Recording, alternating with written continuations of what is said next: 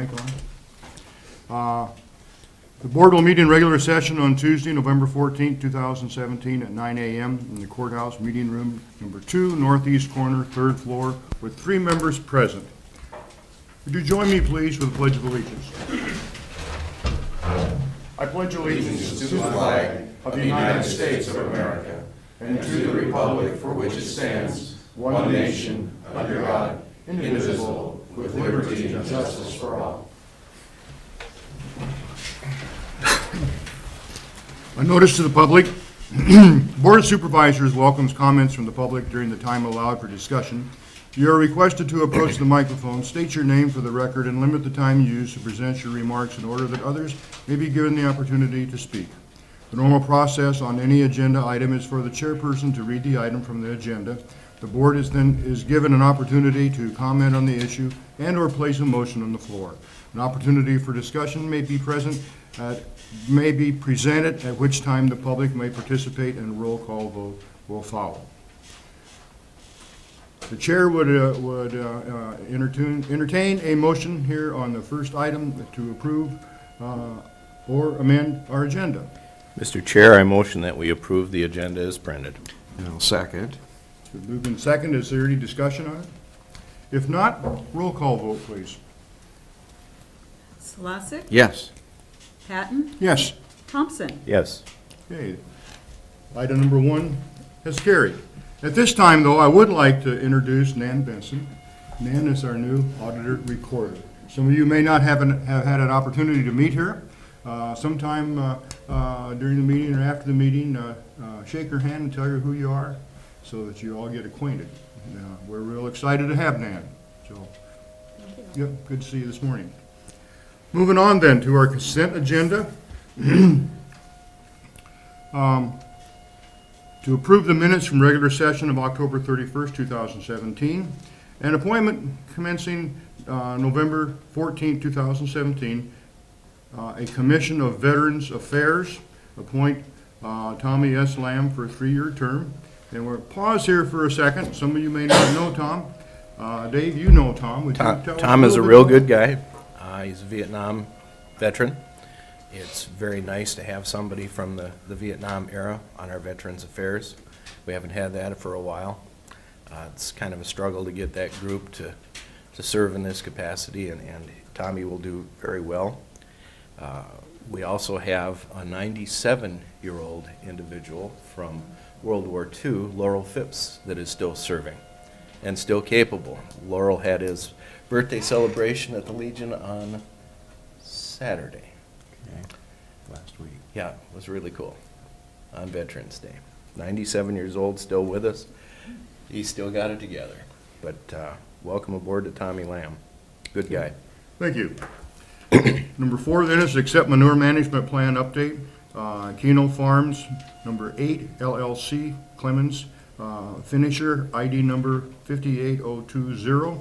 Annual update report received and placed on file with the following changes to manure management plan. Change crop rotation or optimum yields, using manure analysis for determined application rates when applying manure, and change of ownership from McDonald Hogs, LLC, Liberty Finisher Farm to Keno Farms, number 8, LLC. Number 5, accept manure management plan update, Keno Farms, number 8, LLC, Bangor Finisher Farm, ID number 59034, update, annual update report received and placed on file with the following changes to manure management plan. Change crop rotation or optimum yields, using manure analysis for determined application rates when applying manure. Change of ownership from Bangor Finisher Farm to Keno Farms, number 8, LLC. Number 6, file clerk of district court report, general supplemental fund surcharge of $811.25. And then on your back page, you have a whole bunch of figures here, and that is to accept the treasurer's semi-annual settlement reports for January 1, 2017 through June 30th, 2017. Just pause in here a second. Are there any questions from the other supervisors about any of these at this time? No, sir. Okay. No. Good. Moving on then to number 8, Approved claims as audited and authorized the county auditor and recorder to issue payment of the same. The listing of the claims paid at this meeting and all claims paid in the month of November will be published as part of the first meeting in December. The chair would entertain a motion to accept consent agenda. Mr. Chair, I would make a motion to approve the consent agenda as printed. Mr. Chair, I will second that. Been moved and seconded. Any further discussion on anything in the consent agenda? Steve, you want to mention we're still short of drivers out to Vets Affairs? We are, Since right. We've got these two here, maybe we can get a free. We are, yes, we are. It's gotten to the point where many of the drivers have to drive twice a month, which would be every other week. A little bit of a problem for some folks. So if anyone is willing to take this on, it usually involves just a half a day, and we'll try to get it down to just once a month. And we have a vehicle for you to drive, and You don't need a CDL. don't need a CDL, no, but you do have to take a physical. Yep. That's all they ask. At one time, you were up to as high as 20, We and you were, got down to what? I think as low as 8, 6 or 8, Okay. yeah. It's come back a little bit here, but they still could use about 3 more. So this is something that's important. We don't want that program to go away. It came to the point where it was almost going to have to be And the eliminated. people they take to, most of the time to Des Moines are veterans who do not live at the veterans' home. They do not live. They're out living on their own. Absolutely, yes, They just can't drive. right. Yeah. Yeah, they don't have Okay. transportation, Yeah. so. Thank you, Steve. Moving on then to Resolution 2017-0049. This is Marshall County Conservation Board user fee distribution. And it's the channeling of money coming forth, people who use these facilities. And Michael, would you like? Bill? Pardon? We didn't vote. We didn't vote? Thank you. Roll call vote, please. Solosik? Yes. Patton? Yes. Thompson? Yes. Do we know who we contact if someone is interested in?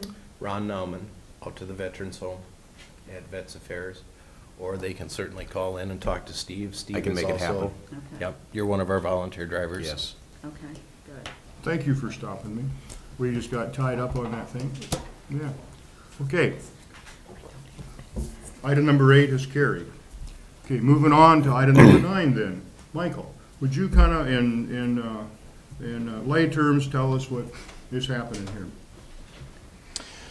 Yeah, to give you a little background on this, pursuant to the Iowa Code, Section 350.6, back in 1984, the Marshall County Board of Supervisors established a conservation reserve account for bequests and donations that come into the Marshall County Conservation Board. And this reserve account is used primarily for conservation lands acquisitions and infrastructure upkeep. And over time, we have taken in certain incomes for various amenities that we offer, such as shelter house rentals, and we're expanding on that now to include the new amphitheater at the Grimes Farm Conservation Center itself, which has been available for public use through a rental reservation fee. We've recently acquired a small fleet of canoes and kayaks that we're going to, again, use for rental for the public use, cross-country skis, snowshoes, things like that. This is an attempt in order to be able to, in the future, provide the upkeep and replacement of those certain amenities which we rent out, that at that time we'll have a nest egg that will be able to either fully fund or partially fund, again, the upkeep and replacement of those things. So basically what we're doing is asking for your permission to take the rent from those amenities and deposit them into the Conservation Reserve Fund, accumulate them over time, at which point, we'll have, like I said, hopefully enough money that when that needs to be replaced or repaired, we'll have that. So, if we would come to you, say in any given year, to request a new roof on the Conservation Center, that would be above and beyond our normal operating budget, and in that given year, you may not have the funds to allocate to us. This way, we'll at least have a start with that. Okay. Now, we're also working here on the Greencastle. Correct. with your expansion of the future camping. Right. Not only there, but out to Sand Lake also. Right. We've worked on this a long time, and our theory is these are the user fees that go back to maintaining the facilities so that the people that actually use them are maintaining them. This is a belief we've held here at the county for a long time, and We've been encouraged through time, since I've been involved with the Conservation Board and in the process of budgeting. We've been encouraged to look at alternative sources of funding, and this is, if we can capitalize on this, we will. And you brought up the Greencastle Campground, and that's a project that we're working on slowly, piece by piece at a time. And when that's up and running, income or user fees from the camping receipts are excluded from this resolution, because what we want to do at the point in time we get the campground fully functioning, it'll require additional staffing. It's the intent to take a portion of the income from that campground, again, when it's fully functioning, to fund the staff positions that will take to support that. Very good. Any further questions? Nope. Michael, thank you. Thanks. Appreciate it. We're real proud of our conservation sites. There are 29 in the county. Correct. Some of them are a little primitive. Some are small, primitive, some are a little more elaborate. Of course, the Grimes Farm Conservation Center, groomed areas all the way to wildlife management areas, encompassing about 2,500 acres. Mm-hmm. Very good. But Thank the you. important part is getting them self-sustaining. Yes. Yep. Mr. Chairman, I motion that we adopt resolution number 2017-0049, the Marshall County Conservation Trust Board user fee distribution. For second. And I will second. It's been moved and seconded. If there's no further discussion, roll call vote, please. Solosek, Yes. Patton, Yes. Thompson, Yes. Okay, this item is carried. Item number 10 is the Rim Bell Choir. The Rim Bell Choir from the Career Development Program serves adults with disabilities. Would like to present a bell program on the second floor of the courthouse rotunda on Thursday, December 21st, 2017 at 10 a.m. to play traditional Christmas songs.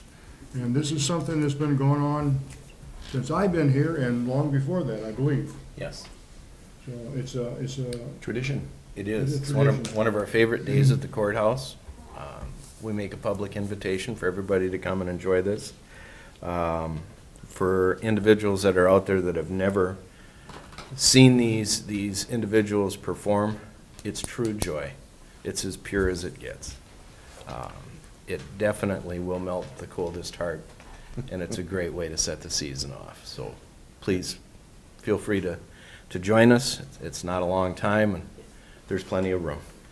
And the acoustics in the rotunda are phenomenal. Absolutely great. Really, really resonates. chair entertain a motion. I would make a motion to approve the request for REM Choir, Bell Choir, to play traditional Christmas songs on Thursday, Dec 21, 2017, at 10 o'clock a.m., second floor, Courthouse Rotunda. Mr. Chairman, I will second that. Been moved and seconded. Roll call vote, please. Solosek, Yes. Patton, Yes. Thompson. Yes. Okay. Motion has carried. Number 11, Building and Grounds Service Agreement, Buildings and Grounds, Building and Grounds. Service Agreement, Buildings and Grounds Department. Discussion and possible action to approve service agreement between Halverson Train Building Services to furnish services in accordance with the attached inspection and maintenance program. Equipments to be served, train model RTAA 125, kitchen AHU, and makeup air unit at the jail in the amount of $3,083. This agreement is effective 10/17 or 10/1/17 through 9/31/18. The chair would entertain a motion to that effect. Mr. Chair, I motion that we approve this renewal agreement with Halverson Train for service and maintenance. And I would second. Been moved and seconded. Is there any discussion at this time? This is just a yearly update renewal we do with Halverson Train. They service our two air handlers and the chiller that run the original county home building for the sheriff's office. So like I said, this is just a yearly thing, update that we do. There is a small increase on it. I believe it's around $300, but that's just kind of what happens as you go through the years. And they're the same ones that are doing our service agreements here at the courthouse? No, it's a different company. Okay. Johnson Controls does our service here at the courthouse. Halverson Train does it at the sheriff's office. That's something I'll be looking into changing maybe in the future. Yeah. Any further discussion? Questions? Okay. If not, roll call vote, please. Solosik, Yes. Patton, Yes. Thompson. Yes. Okay, item number 11 is carried. The next is item 12, and that's the Jaws of Life Agreement. Discussion between Marshall County, Iowa and the city of Marshalltown to cover the cost to replace the extraction equipment Jaws of Life that was purchased in 2005. Total cost for replacement Jaws of Life is somewhere between $25,000 and $29,000. And we have the experts with us here this morning. Are there some things either one or both of you would like to begin with here? Well, expert might be going a little bit too far. Oh, no, come on. So, for several years, we've had a 2080 agreement between the city and the county, and we've shared expenses on SCBA compressors and extrication equipment. So, knowing that it's your budget preparation time, just like it is ours, we're looking to replace the extrication equipment that was purchased in 2005. So that's why I made notification to you for your budget purposes. Part of the reason for making this request is the automobile manufacturers have gone to more ultra high strength and high strength alloys and steels in their cars. So these older hydraulic tools have a little bit of difficulty in cutting them. It takes longer for us to get through and cut them open. That creates a problem for the person that's inside the car that may be severely injured, and we need to get them out rapidly, and it takes us longer to get them out. What we're looking at doing is going to a battery powered, so going completely away from hydraulic tools altogether. So no more power units, no more hydraulic hoses. These tools are run off of a 36 volt lithium ion battery. The nice thing about them is A, less stuff to go wrong.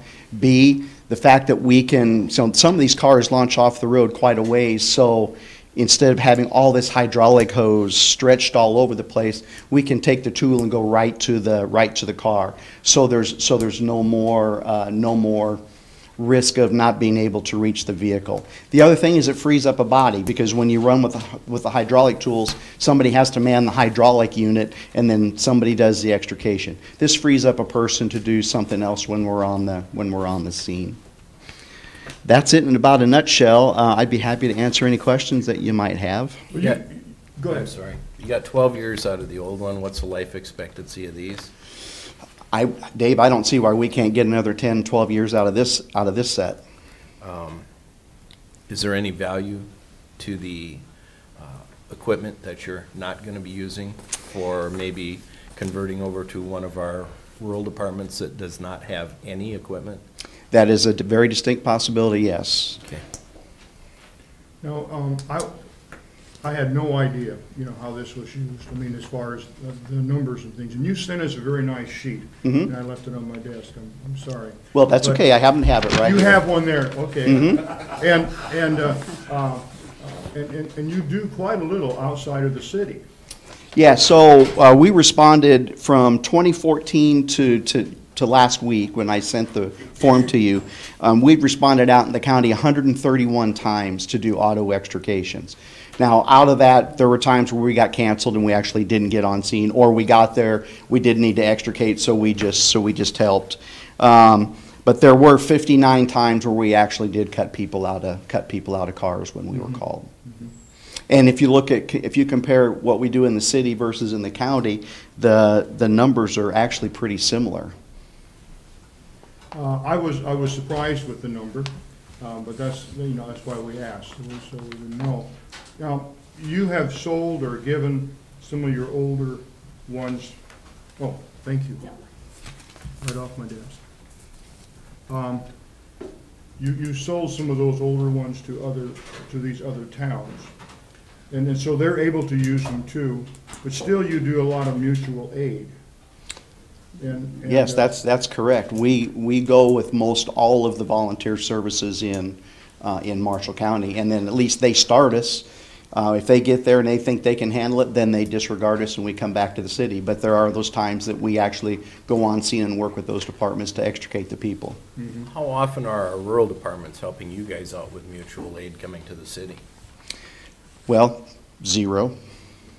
And I think that is not because they're not willing to.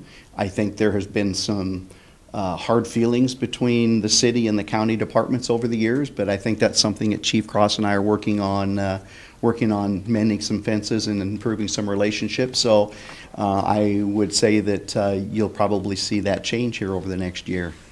Okay. Because I thought I had heard that there was sometimes some mutual aid on fires, that a few of them came in to help. And if that's the case, that would be a good start. The last time that I can recall that, and I wasn't even here, was when the next to the Kibbe building, when that building burned, and I think we had almost every fire department in the county here for that. But that's the last time. We have not had them in town since I've been here. Okay. I guess we were trying to get our head around this whole situation here.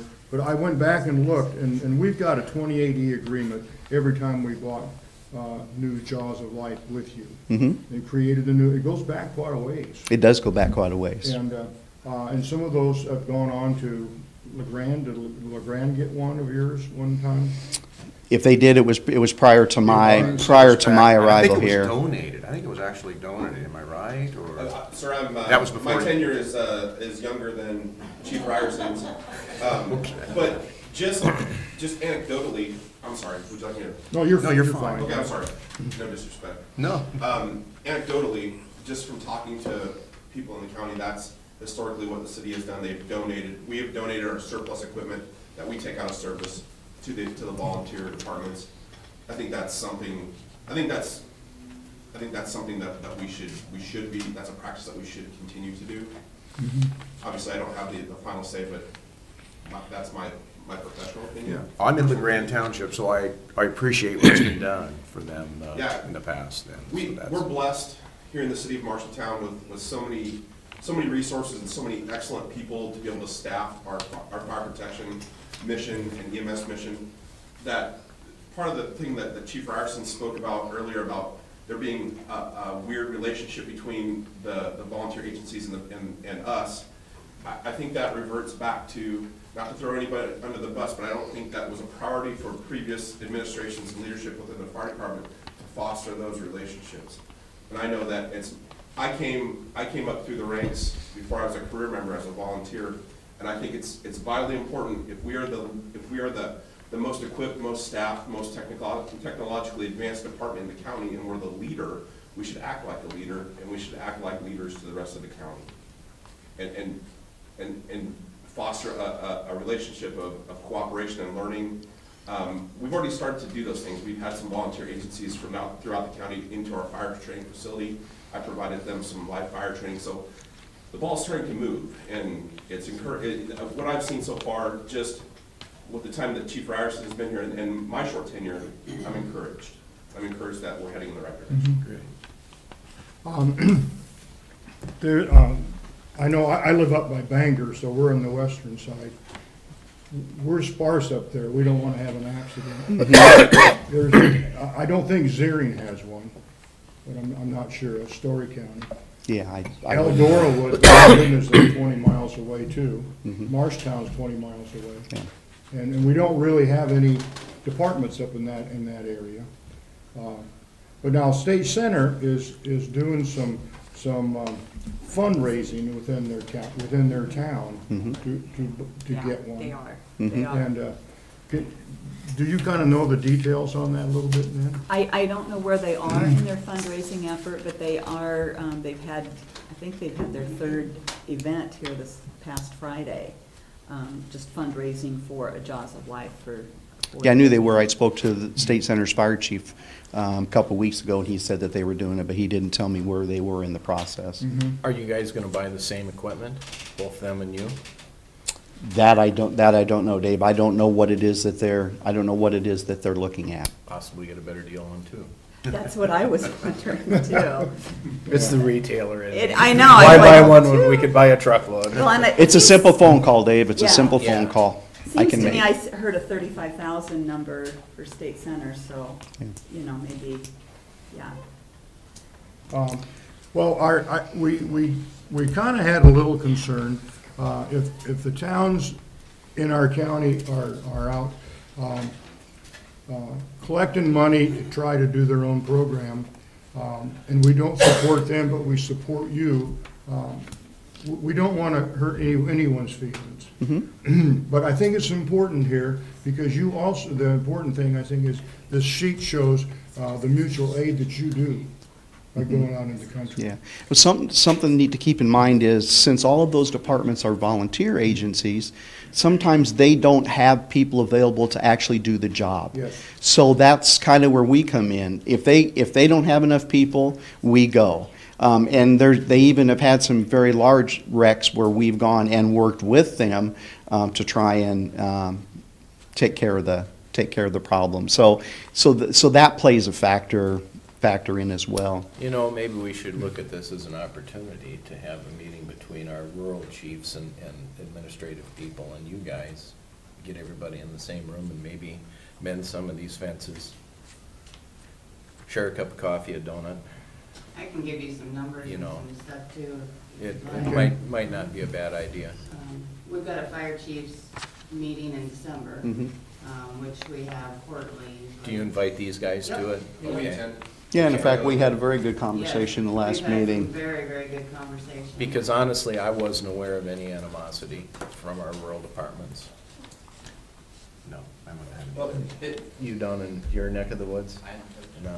Mr. Supervisor, it's not any of the, I don't believe, just from being in the fire service for 25 years, I don't believe, just from understanding anecdotally how things happen before our arrival, I don't believe it's the fault of the rural departments. I believe that the situation that the Marshalltown Fire Department finds itself in currently is self-inflicted.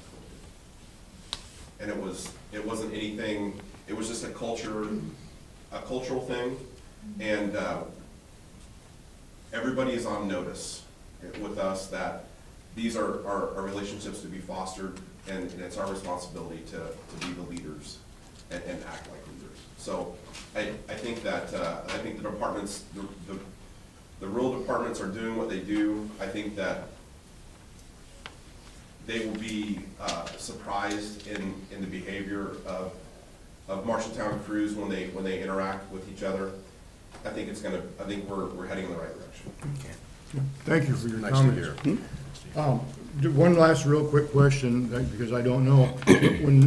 With the new battery-operated Jaws of Life, how many men does it take to run it? One per tool. One per tool. One per tool. So before, you used to have someone hauling hoses and then someone running. You'd have to have somebody running the generator, somebody stretching hoses, then you'd have one or two people at the tool. So now you just take the tool, you walk down to the car, one person operates it. We don't have to put anybody at the hydraulic pump anymore. And so we could have people operating two tools at the same time. Send the small truck out. And we got a smaller truck coming here soon, Yeah. and so completely changing the way we look at extrication or those types of services. Well, would it be okay then if we kind of gather some people together countywide and do it in the near future? I've got no problem with that. Chat with everybody. Yeah, Or is it already happening with? Or it's already happening, feel free to come out when we have our county meeting. Let's do I think that's great. We should probably attend that, at least one of us. Okay, You know, if it's a decision we have to make, I'd like to hear everybody in the room. will do.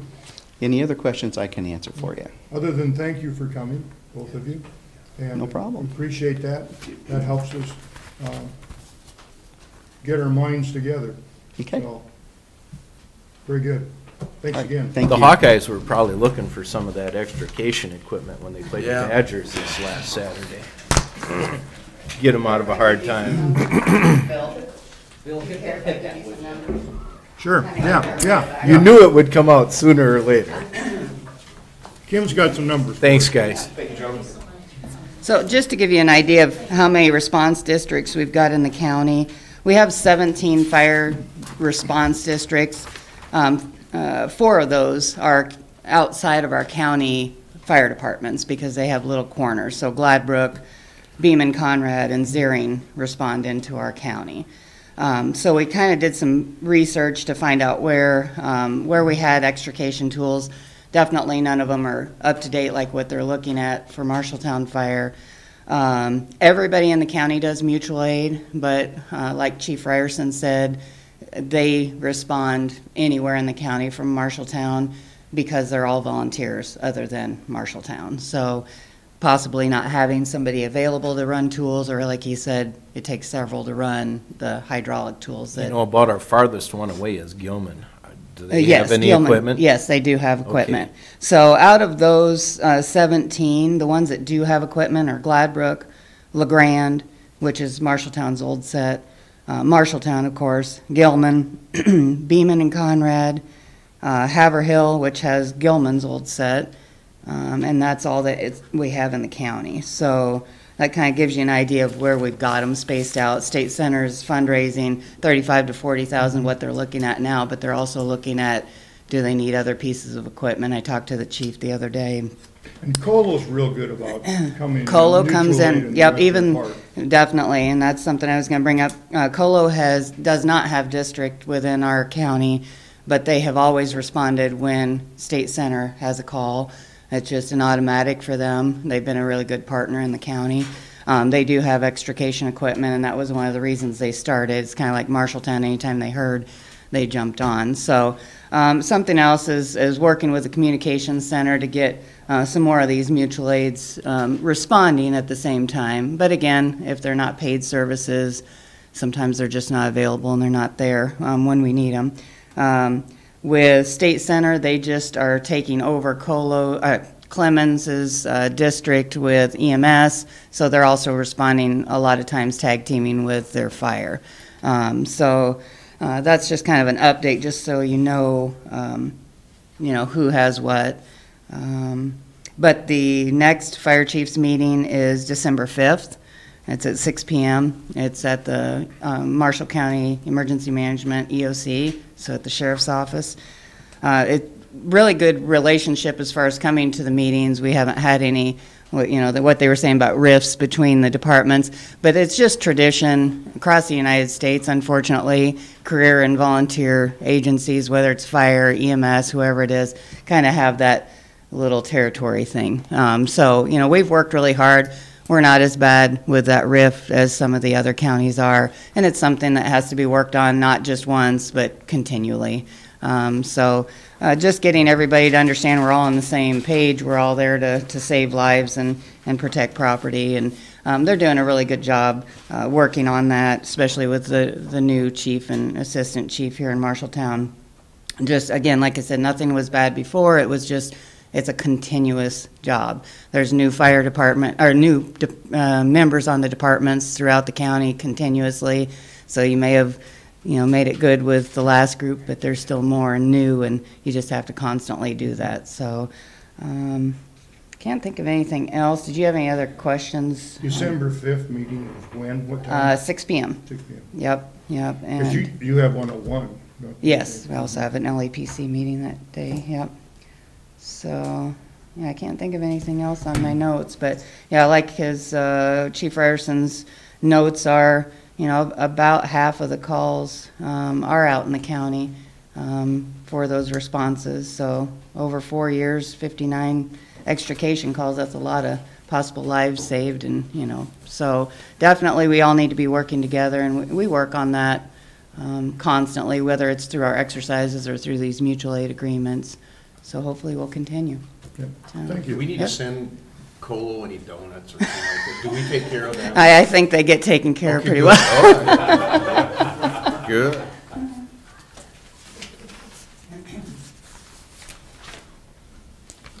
Okay, thanks, everyone. On to item number 13, Marshall County Employee Health and Prescription Drug Benefit Plan. Discussion and possible action in restoring preventative services back to 6/30/2017 to include 3D mammograms and PSA tests. I'd entertain a motion at this time. Mr. Chair, I would make a motion to approve and authorize the chair. Mr. Chair, I will second that. Okay. Any discussion? We're probably going to see more changes like this in the next coming years with the tightening up of healthcare. I read some of the things and the changes on this. I totally and vehemently disagree with the insurance companies that a PSA check is not preventative. I also totally disagree that a mammogram is not preventative. Especially with 3D. You know, this is just part of the world we're living in with these insurance companies, and